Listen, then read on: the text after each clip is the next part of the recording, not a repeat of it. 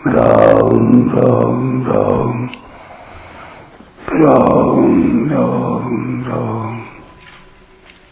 राम राम राम नारायण नारायण। आदित्यानामहं विष्णुर्ज्योतिषां रविरंशुमान् मरीचिर्मरुतामस्मि नक्षत्राणामहं शशि।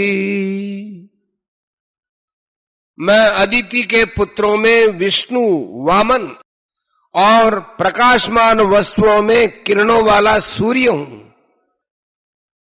मैं मरुतों का तेज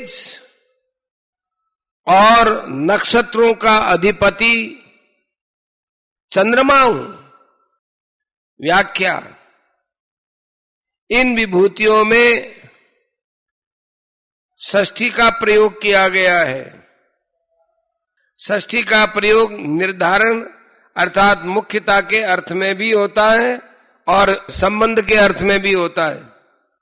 जहां निर्धारण में षष्ठी होती है वहां हिंदी की मैं विभक्ति का प्रयोग होता है, और जहां संबंध में षष्ठी होती है वहां हिंदी की का की विभक्तियों का प्रयोग होता है।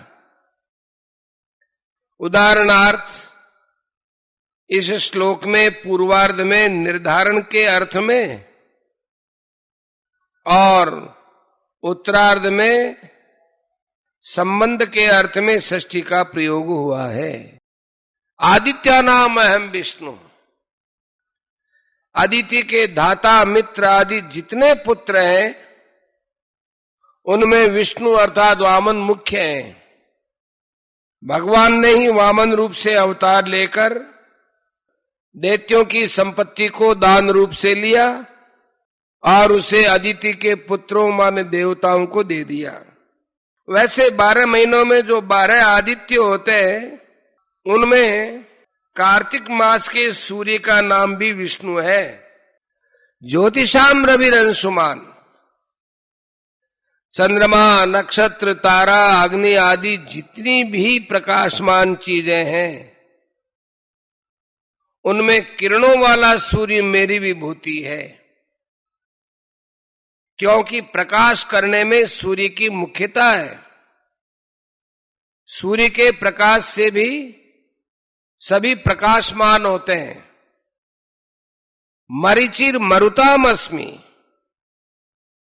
सत्व, ज्योति, आदित्य, हरित आदि नामों वाले जो 49 मरुत है उनका मुख्य तेज मैं हूं। उस तेज के प्रभाव से ही इंद्र के द्वारा दिति के गर्भ में 7 टुकड़े करने पर और उन 7 के फिर 7 टुकड़े करने पर भी वे मरे नहीं, प्रत्युत 1 से 49 हो गए। नक्षत्राणाम अहम शशि। अश्विनी, भरणी, कृत्तिका आदि जो 27 नक्षत्र हैं उन सब का अधिपति चंद्रमा मैं हूं। इन विभूतियों में जो विशेषता महत्ता है वह वास्तव में भगवान की है। इस प्रकरण में जिन विभूतियों का वर्णन आया है उनको भगवान ने विभूति रूप से कहा है, अवतार रूप से नहीं। जैसे अदिति के पुत्रों में वामन मैं हूं, शस्त्रधारियों में राम मैं हूं जो आगे कहा जाएगा 31वें श्लोक में।